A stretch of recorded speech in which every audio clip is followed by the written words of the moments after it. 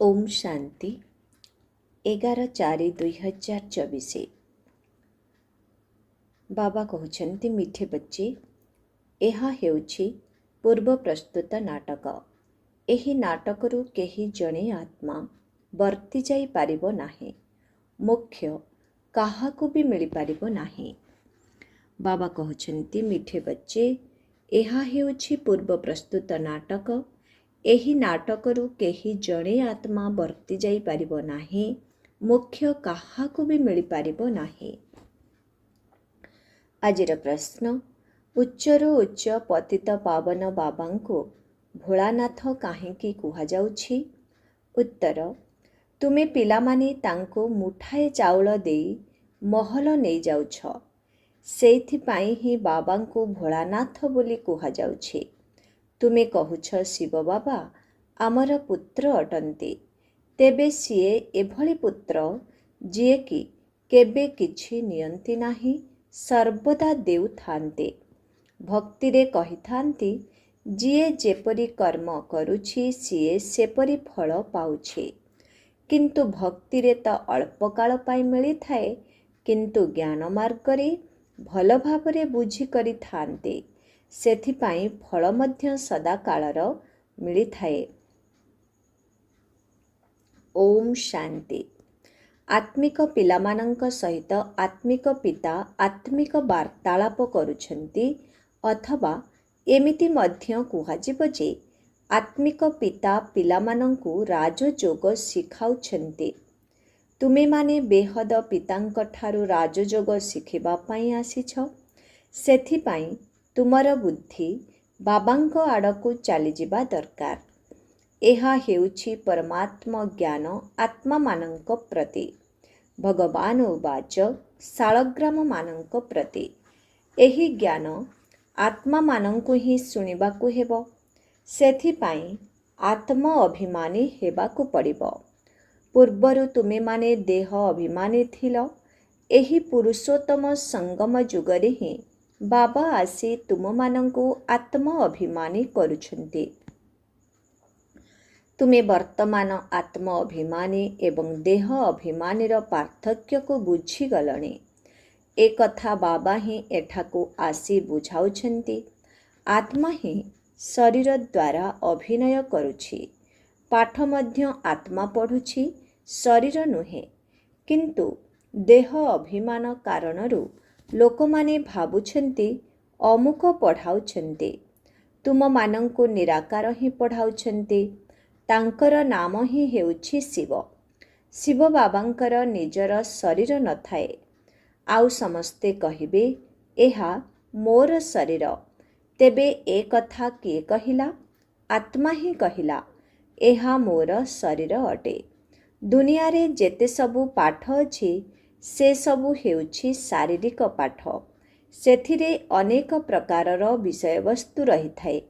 BA MA आदि दुनिया रे केते नाम रहिछि, किंतु एथिरे गोटिए नाम रहिछि। पाठ मध्य गोटिए पढ़ा जाउछि।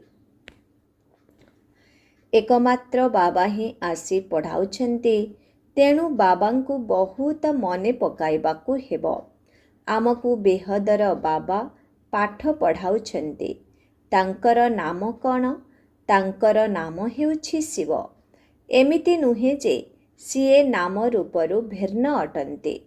मनुष्य मानंकर नाम शरीर उपरे रखा जाई थाए। कहिबे एहा अमुकर शरीर।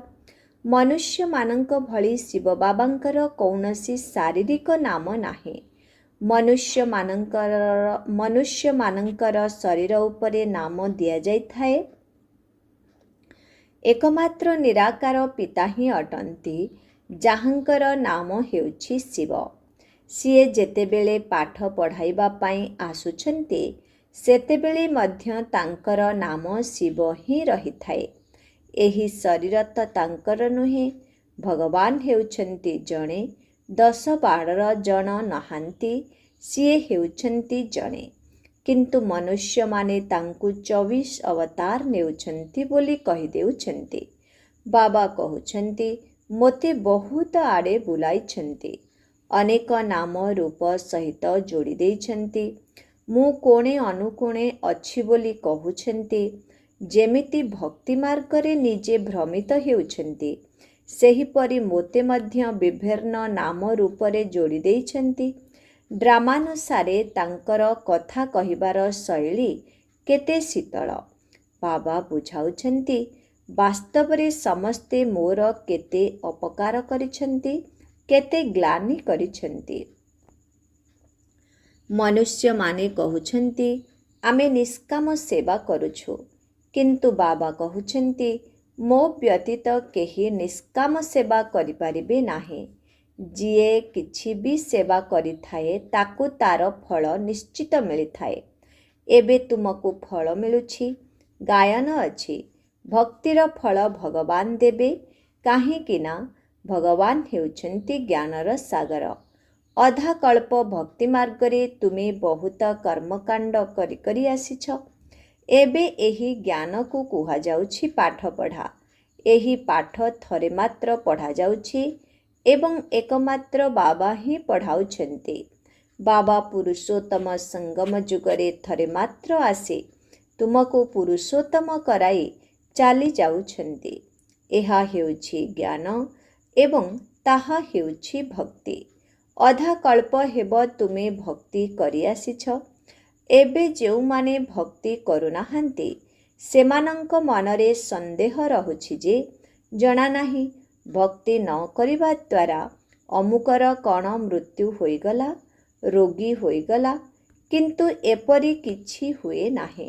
ବାବା କହୁଛନ୍ତି, ପିଲାମାନେ, ତୁମେ ମୋତେ ଆହ୍ୱାନ କରି କରି ଆସିଛ ଯେ ଆପଣ ଆସି ପତିତମାନଙ୍କୁ ପାବନ କରାଇ ସମସ୍ତଙ୍କର ସଦ୍ଗତି କରାନ୍ତୁ। ତେଣୁ ମୁଁ ଏବେ ଆସିଛି।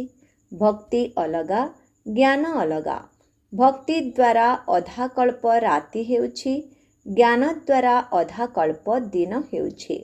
ରାମ ରାଜ୍ୟ ଏବଂ ରାବଣ ରାଜ୍ୟ ଉଭୟ ବେହଦ ଅଟେ। ଉଭୟର ସମୟର ଅବଧି ସମାନ ଅଟେ। ବର୍ତ୍ତମାନ ସମୟରେ ମନୁଷ୍ୟମାନେ ଭୋଗୀ ହୋଇଥିବା କାରଣରୁ ଦୁନିଆର ବୃଦ୍ଧି ଅଧିକ ହୋଇ ଚାଲିଛି ଏବଂ ଆୟୁଷ କମି କମି ଯାଉଛି। ପୁଣି ବୃଦ୍ଧି ନ ହେବା ପାଇଁ ଅନେକ ଯୋଜନା କରୁଛନ୍ତି। ତୁମେ ପିଲାମାନେ ଜାଣିଛ, ଏତେ ବଡ଼ ଦୁନିଆରେ ମନୁଷ୍ୟମାନଙ୍କର ସଂଖ୍ୟା କମ୍ କରିବାର କାର୍ଯ୍ୟ ତ କେବଳ ବାବାଙ୍କର ଅଟେ। ବାବା କମ୍ କରିବା ପାଇଁ ହିଁ ଆସୁଛନ୍ତି। ତାଙ୍କୁ ଡାକୁଛନ୍ତି ମଧ୍ୟ। ବାବା ଆସି ଅଧର୍ମର ବିନାଶ କରନ୍ତୁ, ଅର୍ଥାତ୍ ସୃଷ୍ଟିର ଜନସଂଖ୍ୟାକୁ କମ୍ କରନ୍ତୁ। ଦୁନିଆ ତ ଏକଥା ଜାଣିନାହିଁ ଯେ ବାବା କେତେ କମ୍ କରିଦେଉଛନ୍ତି। ସ୍ୱର୍ଗରେ ବହୁତ ଅଳ୍ପ ସଂଖ୍ୟକ ମନୁଷ୍ୟ ରହିଥାନ୍ତି। ବାକି ସବୁ ଆତ୍ମାମାନେ ନିଜ ଘରକୁ ଚାଲି ଯାଉଛନ୍ତି। ପୁଣି ଏହି ସୃଷ୍ଟିକୁ ଅଭିନୟ କରିବା ପାଇଁ କ୍ରମାନୁସାରେ ଆସୁଛନ୍ତି। ନାଟକରେ ଅଭିନୟ ଯେତେ ବିଳମ୍ବରେ ଥିବ, ସିଏ ସେତେ ବିଳମ୍ବରେ ଘରୁ ଆସିବ। ନିଜର କର୍ମଧନ୍ଦା ସବୁ ଶେଷ କରି ବିଳମ୍ବରେ ଆସିଥାନ୍ତେ। ଦୁନିଆର ନାଟକରେ ଅଭିନୟ କରୁଥିବା ଅଭିନେତାମାନେ ମଧ୍ୟ ନିଜ ନିଜର କର୍ମଧନ୍ଦା କରିଥାନ୍ତି। ପୁଣି ସମୟ ଅନୁସାରେ ଅଭିନୟ କରିବା ପାଇଁ ମଞ୍ଚକୁ ଆସିଯାଆନ୍ତି। ତୁମମାନଙ୍କର ମଧ୍ୟ ଏହିଭଳି ହେଉଛି। ଯାହାଙ୍କର ଅଭିନୟ ପଛରେ ହେଉଛି, ସିଏ ପଛରେ ଆସିଥାନ୍ତି। ଆଉ ଯେଉଁମାନେ ପ୍ରଥମରୁ ପାଠ କରିଥାନ୍ତି, ସେମାନେ ସତ୍ୟଯୁଗର ଆରମ୍ଭରେ ଆସିଥାନ୍ତି। ଯେଉଁମାନଙ୍କର ଶେଷ ସମୟରେ ଆସିବାର ଅଛି, ସେମାନେ ଦେଖ ଏବେ ମଧ୍ୟ ଆସିବାରେ ଲାଗିଛନ୍ତି। ଶାଖା ପ୍ରଶାଖା ସବୁ ତ ଅନ୍ତିମ ସମୟ ପର୍ଯ୍ୟନ୍ତ ଆସିବାରେ ଲାଗିଥାନ୍ତି। ବର୍ତ୍ତମାନ ସମୟରେ ତୁମମାନଙ୍କୁ ଜ୍ଞାନର କଥା ବୁଝାଯାଉଛି ଏବଂ ତୁମେମାନେ ଅମୃତ ବେଳାରେ ଯେଉଁ ଯୋଗରେ ବସୁଛ, ତାହା ହେଉଛି ଡ୍ରିଲ୍। ସେହି ସମୟରେ ଆତ୍ମାକୁ ନିଜର ପିତାଙ୍କୁ ମନେ ପକାଇବାକୁ ହେବ। ଯୋଗ ଶବ୍ଦକୁ ଛାଡ଼ିଦିଅ। ଏଥିରେ ହିଁ ସମସ୍ତେ ଦ୍ୱନ୍ଦ୍ୱରେ ପଡ଼ୁଛନ୍ତି। କହୁଛନ୍ତି ମୋର ଯୋଗ ଲାଗୁନାହିଁ। ବାବା କହୁଛନ୍ତି, ଆରେ ତୁମେ ବାବାଙ୍କୁ ମନେ ପକାଇ ପାରୁନାହ? କ'ଣ ଏହା ଭଲ କଥା? ଯଦି ବାବାଙ୍କୁ ମନେ ପକାଇବ ନାହିଁ ତେବେ ପବିତ୍ର କିପରି ହେବ? ବାବା ହିଁ ହେଉଛନ୍ତି ପତିତ ପାବନ। ବାବା ଆସି ଡ୍ରାମାର ଆଦି ମଧ୍ୟ ଅନ୍ତର ରହସ୍ୟକୁ ବୁଝାଉଛନ୍ତି। ଏହା ଭିନ୍ନ ଭିନ୍ନ ଧର୍ମର ଏବଂ ଭିନ୍ନ ଭିନ୍ନ ମନୁଷ୍ୟମାନଙ୍କର ବୃକ୍ଷ ଅଟେ। ସାରା ସୃଷ୍ଟିରେ ଯେତେ ବି ମନୁଷ୍ୟ ଅଛନ୍ତି ସେମାନେ ସମସ୍ତେ ଅଭିନେତା ଅଟନ୍ତି। ସୃଷ୍ଟିରେ କେତେ ସଂଖ୍ୟାରେ ମନୁଷ୍ୟ ଅଛନ୍ତି ତାର ହିସାବ ବାହାର କରୁଛନ୍ତି। ବର୍ଷକୁ ଏତେ କୋଟି ଜନ୍ମ ହେଉଛନ୍ତି, ପୁଣି ରହିବାକୁ ଏତେ ଜାଗା ହିଁ କାହିଁ? ତେଣୁ ବାବା କହୁଛନ୍ତି, ମୁଁ ଆସୁଛି ଜନସଂଖ୍ୟାକୁ ସୀମିତ କରିବା ପାଇଁ। ଯେତେବେଳେ ସବୁ ଆତ୍ମାମାନେ ଉପରୁ ଆସିଯାଉଛନ୍ତି ସେତେବେଳେ ଆମର ପରମଧାମ ଘର ଖାଲି ହୋଇଯାଉଛି। ବାକି ଯେଉଁମାନେ ବଳକା ରହିଯାଇଥିବେ ସେମାନେ ମଧ୍ୟ ଆସିବେ। ସୃଷ୍ଟି ରୂପୀ ବୃକ୍ଷ କେବେ ବି ଶୁଖିଯାଏ ନାହିଁ, ତାହା ସବୁବେଳେ ଚାଲୁ ରହିଥାଏ। ଶେଷରେ ଯେତେବେଳେ ସେଠାରେ କେହି ବି ରୁହନ୍ତି ନାହିଁ ସେତେବେଳେ ପୁଣି ସମସ୍ତେ ଫେରିଥାନ୍ତି। ନୂଆ ଦୁନିଆରେ ବହୁତ କମ୍ ସଂଖ୍ୟାରେ ଥିଲେ, ଏବେ ଦେଖ ସଂଖ୍ୟା କେତେ ବଢ଼ିଯାଇଛି। ଶରୀର ତ ସମସ୍ତଙ୍କର ବଦଳି ଚାଲିଛି। ସେହିଭଳି ଜନ୍ମ ସେହିମାନେ ନେବେ ଯେଉଁଭଳି କଳ୍ପ କଳ୍ପ ନେଇଥାନ୍ତି। ଏହି ସୃଷ୍ଟିଚକ୍ର କିପରି ଚାଲୁଛି ତାହା ବାବାଙ୍କ ବ୍ୟତୀତ ଆଉ କେହି ବୁଝାଇ ପାରିବେ ନାହିଁ। ତୁମମାନଙ୍କ ଭିତରେ ମଧ୍ୟ ପୁରୁଷାର୍ଥର କ୍ରମାନୁସାରେ ବୁଝୁଛନ୍ତି। ଏହି ବେହଦର ନାଟକ କେତେ ବିଶାଳ, ଏହା କେତେ ବୁଝିବାର କଥା। ବେହଦର ବାବା ତ ହେଉଛନ୍ତି ଜ୍ଞାନର ସାଗର। ବାକି ଅନ୍ୟ ସମସ୍ତଙ୍କର ଜ୍ଞାନ ତ ସୀମିତ। ସେମାନେ ବେଦ ଶାସ୍ତ୍ର ଆଦି ରଚନା କରୁଛନ୍ତି, ଆଉ ଅଧିକ କିଛି ଲେଖିପାରିବେ ତାହା ତ ହୋଇପାରିବ ନାହିଁ। ତୁମେ ଜ୍ଞାନକୁ ଯଦି ଆରମ୍ଭରୁ ଲେଖିବ ତେବେ କେତେ ଲମ୍ବା ଚଉଡ଼ା ଗୀତା ହୋଇଥିବ।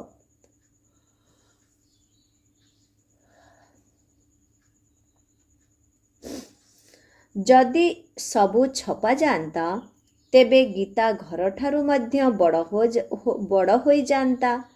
ସେଥିପାଇଁ କୁହାଯାଏ ସାଗରକୁ ଯଦି ଗାଳି କରିବ। ପୁଣି ଏକଥା ମଧ୍ୟ କୁହାଯାଇଛି ଯେ ଚଢ଼େଇମାନେ ସାଗରକୁ ଗ୍ରାସ କରିଦେଲେ। ବାସ୍ତବରେ ଏହା ତୁମମାନଙ୍କର ହିଁ ଦୃଷ୍ଟାନ୍ତ ଅଟେ। ତୁମେମାନେ ହେଉଛ ଚଢ଼େଇ ଯିଏକି ସାରା ଜ୍ଞାନର ସାଗରକୁ ଗ୍ରାସ କରୁଛ। ତୁମେମାନେ ଏବେ ବ୍ରାହ୍ମଣ ହୋଇଛ। ତୁମକୁ ଏବେ ଜ୍ଞାନ ମିଳୁଛି। ଜ୍ଞାନ ଆଧାରରେ ତୁମେ ସବୁକିଛି ଜାଣିଯାଉଛ। କଳ୍ପ କଳ୍ପ ତୁମେ ଏଠାରେ ପାଠ ପଢ଼ୁଛ। ଏଥିରେ କିଛି କମ୍ ବେଶୀ ହେବାର ନାହିଁ। ଯିଏ ଯେତିକି ପୁରୁଷାର୍ଥ କରୁଛନ୍ତି ତାଙ୍କର ସେତିକି ପ୍ରାରବ୍ଧ ଜମା ହେଉଛି। ତୁମେ ପ୍ରତ୍ୟେକ ନିଜକୁ ଜାଣିପାରିବ ଯେ ମୁଁ କେତେ ପୁରୁଷାର୍ଥ କରୁଛି ଏବଂ କେତେ ପଦ ପ୍ରାପ୍ତ କରିବାର ଯୋଗ୍ୟ ହୋଇଛି। ସ୍କୁଲରେ ମଧ୍ୟ କ୍ରମାନୁସାରେ ପରୀକ୍ଷାରେ ଉତ୍ତୀର୍ଣ୍ଣ ହୋଇଥାନ୍ତି। ଏଠାରେ ସୂର୍ଯ୍ୟବଂଶୀ ଚନ୍ଦ୍ରବଂଶୀ ଉଭୟ ହେଉଛନ୍ତି। ଯେଉଁମାନେ ଫେଲ୍ ହୋଇଯାଉଛନ୍ତି ସେମାନେ ଚନ୍ଦ୍ରବଂଶୀ ହେଉଛନ୍ତି। ଦୁନିଆରେ କେହି ଜାଣିନାହାନ୍ତି ଯେ ରାମଙ୍କୁ ଧନୁ ତୀର କାହିଁକି ଦିଆଯାଇଛି। ଲଢ଼େଇ ଝଗଡ଼ାର ଇତିହାସ ଲେଖିଦେଇଛନ୍ତି। ବାସ୍ତବରେ ବର୍ତ୍ତମାନ ହିଁ ହେଉଛି ମାରପିଟର ସମୟ। ତୁମେ ଜାଣିଛ ଯିଏ ଯେପରି କର୍ମ କରିଥାନ୍ତି ସିଏ ସେପରି ଫଳ ପାଇଥାନ୍ତି। ଯେପରି କେହି ଯଦି ଡାକ୍ତରଖାନା ତିଆରି କରୁଛନ୍ତି ତେବେ ପରଜନ୍ମରେ ତାଙ୍କର ଆୟୁଷ ବଡ଼ ହୋଇଥାଏ ଏବଂ ସିଏ ସ୍ୱାସ୍ଥ୍ୟବାନ ହୋଇଥାନ୍ତି। କେହି ଯଦି ଧର୍ମଶାଳା ବା ସ୍କୁଲ ଖୋଲୁଛନ୍ତି ତେବେ ତାଙ୍କୁ ଅଧାକଳ୍ପ ସୁଖ ମିଳିଥାଏ। ଏଠାକୁ ପିଲାମାନେ ଯେତେବେଳେ ଆସୁଛନ୍ତି ବାବା ସେମାନଙ୍କୁ ପଚାରୁଛନ୍ତି ତୁମର କେତୋଟି ସନ୍ତାନ? ତେବେ କହୁଛନ୍ତି ଆମର 3ଟି ଲୌକିକ ସନ୍ତାନ ଏବଂ ଆଉ ଜଣେ ଶିବ ବାବା, କାହିଁକି ନା ସିଏ ସମ୍ପତ୍ତି ଦେଉଛନ୍ତି ଏବଂ ନେଉଛନ୍ତି ମଧ୍ୟ। ତାର ହିସାବ ଅଛି। ତେବେ ସିଏ ତ କିଛି ନିଅନ୍ତି ନାହିଁ, ସିଏ ତ ଦାତା ଅଟନ୍ତି। ତାଙ୍କୁ ତୁମେ ଚାଉଳ ମୁଠାଏ ଦେଇ ମହଲ ନେଇ ଯାଉଛ, ସେଥିପାଇଁ ସିଏ ଭୋଳାନାଥ ଅଟନ୍ତି, ପତିତ ପାବନ ଜ୍ଞାନ ସାଗର ଅଟନ୍ତି।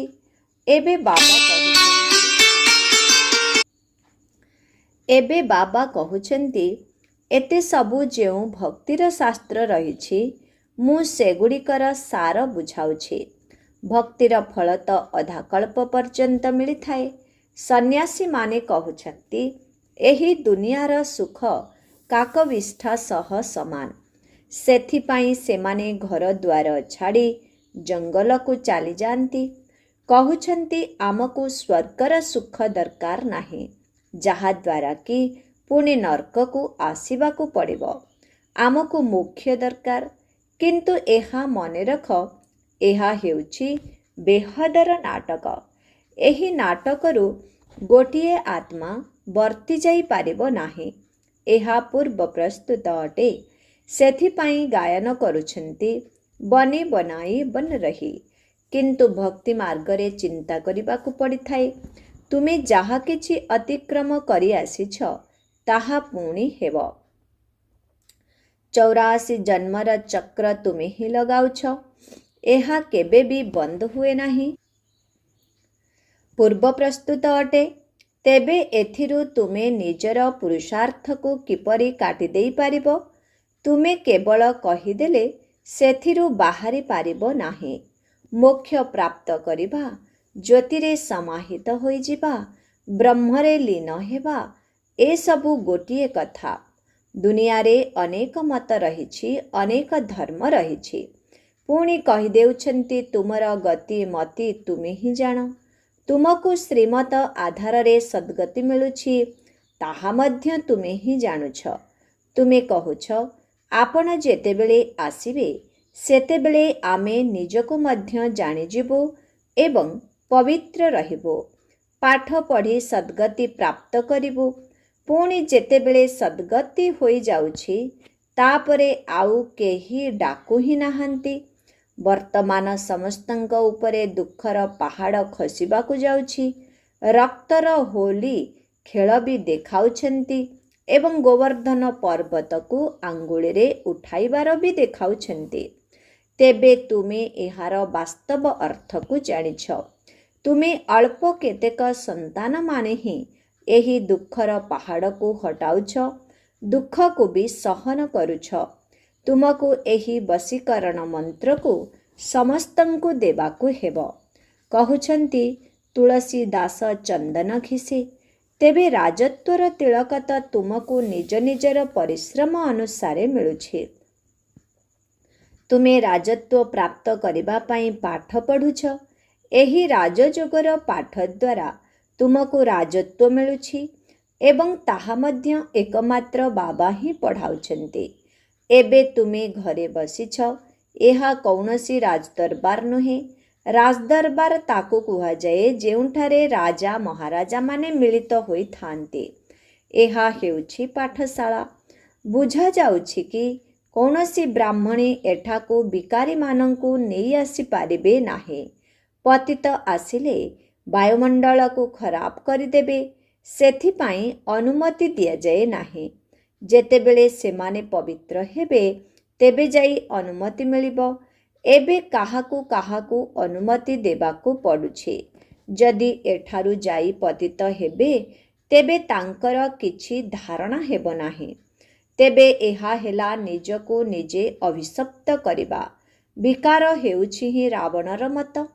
ତେବେ ରାମଙ୍କର ମତକୁ ଛାଡ଼ି ରାବଣ ମତରେ ଚାଲିବା ଦ୍ୱାରା ବିକାରୀ ହୋଇ ପଥର ବୁଦ୍ଧି ହୋଇଯାଉଛନ୍ତି।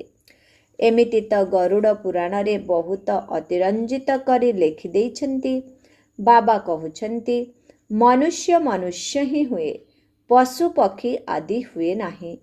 ପାଠ ପଢ଼ାରେ କୌଣସି ଅନ୍ଧଶ୍ରଦ୍ଧାର କଥା ନଥାଏ।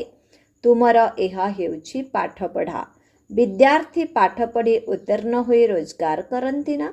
ଆଚ୍ଛା, ମିଠେ ମିଠେ ଶିଖିଲଧି ସନ୍ତାନମାନଙ୍କ ପ୍ରତି ମାତ୍ ପିତା ବାପ୍ ଦାଦାଙ୍କର ମଧୁର ସ୍ନେହଭରା ସ୍ମୃତି ଏବଂ ସୁପ୍ରଭାତ।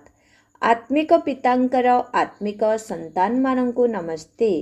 आत्मिक संतान मानंकर आत्मिक पितांकु ओम शांति। Good morning.